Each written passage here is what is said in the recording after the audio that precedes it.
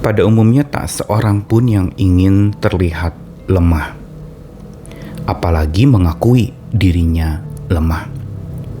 Seolah kelemahan itu adalah kontraproduksi, menandakan akan kerapuhan itu adalah sesuatu aib yang tidak perlu dibuka di hadapan banyak orang. Setiap orang tentu saja berjuang untuk kuat, walaupun kadangkala untuk supaya kuat, dia menjadi berpura-pura kuat atau dibuat-buat kuatnya itu, padahal sejujurnya dan pada dasarnya ia lemah. Karena itu untuk bisa mengakui akan kelemahan dan menyadari bahwa diri lemah, itu dibutuhkan kerendahan hati sekaligus kebesaran hati. Rendah hati untuk mengakui dirinya lemah dan besar hati untuk mengakuinya. Yang berarti adalah butuh kehambaan di hadapan Tuhan. Sadar bahwa kita lemah dan hanya Tuhanlah yang kuat. Kita tidak berdaya dan hanya Tuhanlah yang maha perkasa. Dan kitab suci justru dengan gamblang dan tajam mengingatkan serta menjelaskan kepada setiap kita tentang satu sisi dari kelemahan yang kita seringkali abaikan, yaitu bahwa kelemahan-kelemahan kita sesungguhnya menjadi kemah di mana Tuhan kuasanya itu bermukim dan menguasai hidup kita secara lebih sempurna. Kuncinya adalah mengakui bahwa lemahku adalah kemah kuasanya. Saya Nikolas Kurniawan kembali menemani di dalam Sabda Tuhan hari ini dari satu ayat yang sudah sering kita dengarkan di dalam 2 Korintus pasal 12 ayat yang ke-9. Saya bacakan dari Alkitab versi mudah dibaca. Tetapi Tuhan berkata kepadaku, anugerahku cukup bagimu. Apabila engkau lemah, kuasaku menjadi sempurna di dalam engkau. Jadi aku sangat senang atas kelemahanku, supaya kuasa Kristus hidup di dalam aku. Menarik sekali ungkapan ini diucapkan oleh seorang rasul yang besar, yaitu Paulus. Yang kita tahu sesungguhnya dia memiliki banyak kekuatan. Kemampuannya untuk mengajar, karunia-Nya untuk melayani dan memberitakan kabar baik, belum lagi ketangguhan dan ketabahannya menghadapi berbagai macam celaan, berbagai macam pemenjaraan yang sebenarnya bukan karena kesalahan dia, tapi resiko dari pelayanannya. Namun justru di dalam bagian ini, 2 Korintus pasal 12, Paulus secara gamblang justru menceritakan tentang kelemahan dirinya. Kalau mau dibaca dari ayat awal, tampak sekali bahwa Rasul Paulus mengakui ada duri di dalam dagingnya. Ada satu titik lemah yang entah itu apa, tetapi ada di dalam dirinya. Yang memang dia sudah berulang kali untuk mengatasinya, tapi tidak mampu. Atau dia memohon kepada Tuhan untuk mencabutnya, tetapi Tuhan memutuskan untuk tidak mencabutnya. Bahkan Tuhan menjawab dengan sebuah perkataan yang cukup kasih karuniaku, karena justru dalam kelemahan mula kuasaku menjadi sempurna. Dan ini tentu saja mengingatkan dan menguatkan Rasul Paulus untuk justru berdamai dengan kelemahannya.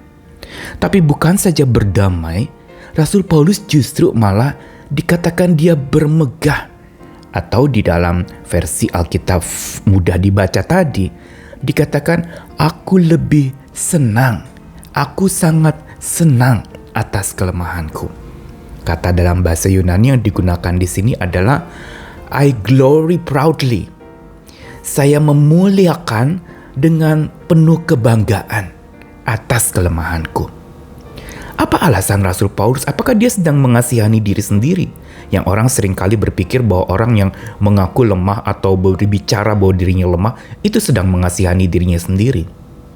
Jelas bukan itu.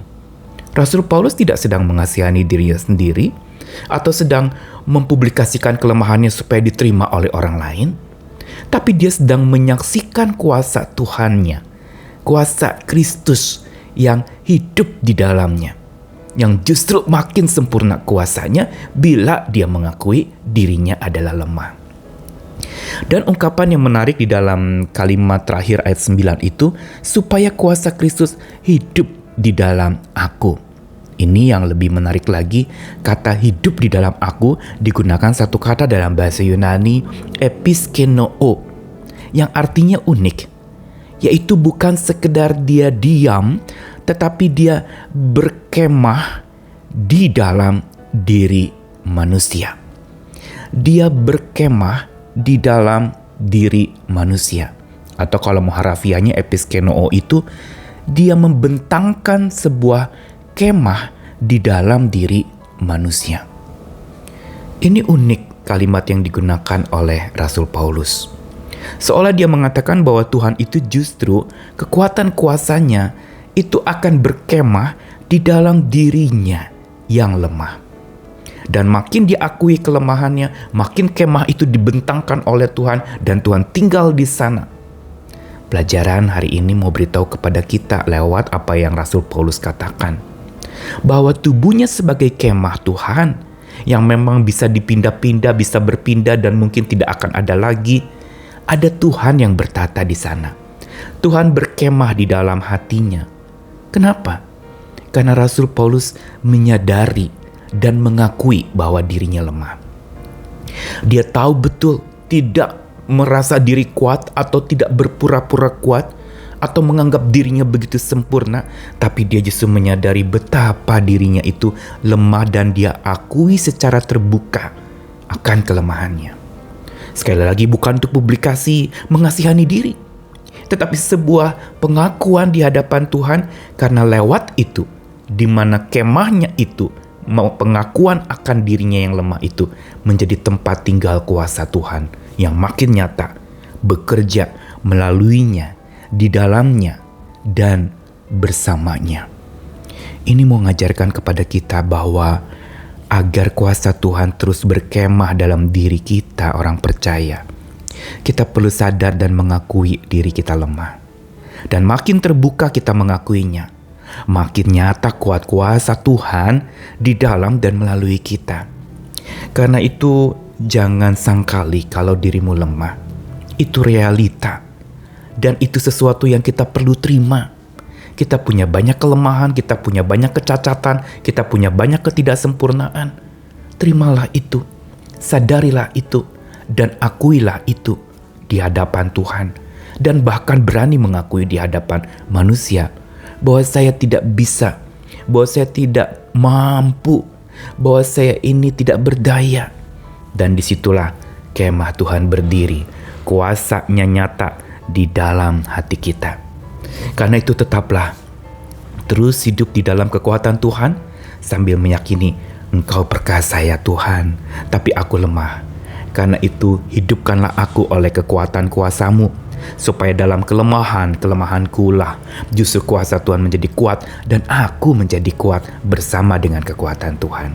Selamat sandar lagi kepadanya, selamat terus berjalan bersama dengannya, selamat sandari Dia sebagai kekuatan utama kita. Tuhan mengasihi dan tak pernah meninggalkan kita sendirian. Amin.